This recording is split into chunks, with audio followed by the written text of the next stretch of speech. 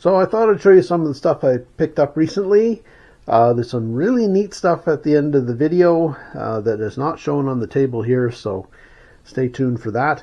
But I had planned to actually pick up my stuff at auction yesterday, but the one appointment with people that I was buying some stuff off of from Marketplace ran a little later than planned, so I had to reschedule my auction pickup. But I did hit the thrift shops, which is the 3 items you see on the table, which I'll show you in a moment and explain the significance of them.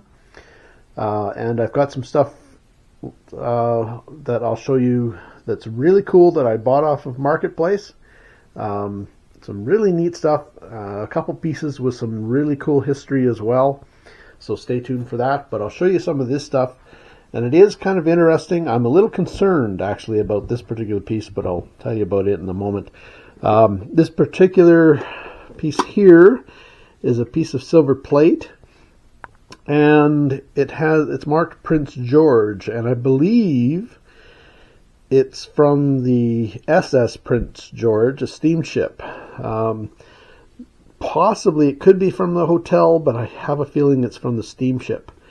There was 2 SS Prince Georges, one that burnt in a fire, and they both burnt in a fire. But one was destroyed, and then there was another one built in the 50s. So this might be from the earlier one, I'm not sure. But we'll see. I got to do some research on it. It was a whole $4.99, so it was well worth picking up. So it's kind of a neat piece. And then the typical sterling silver spoon, souvenir spoon, so that'll just go in my scrap sterling. Then this stoneware jar, unmarked, so no markings on it whatsoever. But oddly enough, this decoration, I think, is a language. Does anybody out there recognize that? I don't think it's just decoration.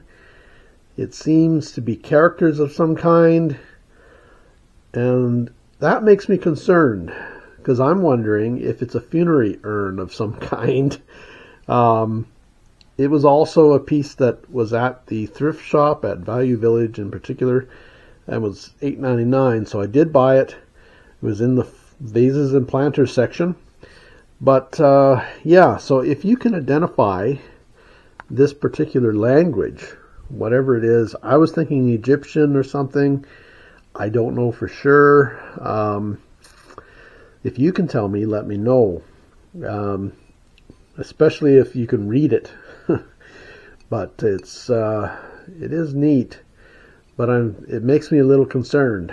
So yeah, hopefully I haven't bought a funerary urn. There was nothing in it when I bought it. It was already empty. There was no lid.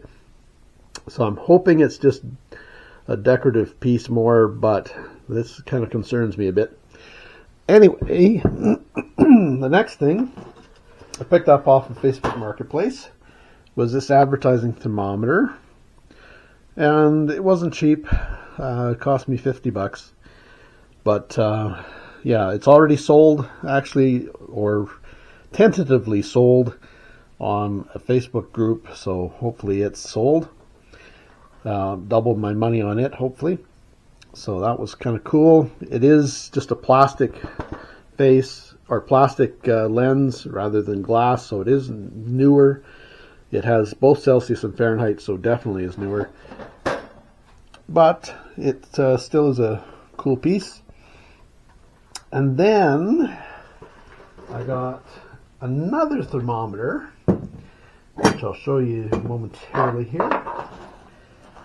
In the box, I got a DeKalb thermometer. This one was made in the US, so some of the US folks may recognize it.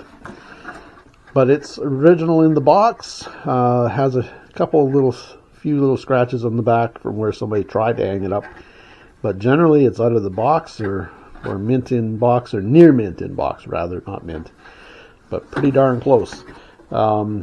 Usually there would be a company written down here, but this one is blank. So it displays kind of really cool with the chicken on there, or a rooster perhaps. So yeah, that was cool. Then the next two pieces. Now, these are really cool that are coming up. Now you've probably seen ships in a bottle before. These particular ones here. This particular one's in a beer bottle, which is kind of odd in itself. Made in Canada. And I knew what they were when I saw them on Facebook Marketplace. These are actually prisoner of war made. German prisoner of war made. I was hoping they were from the Manitoba prisoner of war camps from World War II. But in talking with the seller, her grandfather was a guard at the prisoner of war camps in Alberta. So that's where they've come from, is Alberta, is the prisoner of war camps in Alberta. This one's in a medicine bottle. I just want to set it down carefully here. I don't want it rolling off. But this one's in a medicine bottle, so it's small. You can see what they've done is painted the back for the background. Some of the paint is flaking off, but it's still pretty cool. Value, I've seen them up around the 400 range. Realistically, I think they're probably more in the 150, maybe 200 range. But I'm still doing a little bit of digging and research, but I think that's probably more than likely where they're at now. They've maybe gone down a little bit. But like I said, German prisoner of war made. So yeah, World War II. And this particular one, they've used probably a calendar piece or something. It's not out of a magazine, but looks like a calendar backing or picture. So they've used the blue from a calendar or something like that. But really neat, really neat. You know, some really neat history there.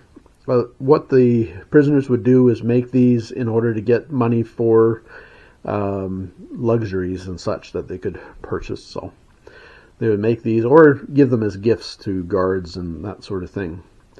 But generally they sold them in order to get funds for those luxuries. Anyway, that's the items I picked up. Hope you enjoyed that, and thanks for watching.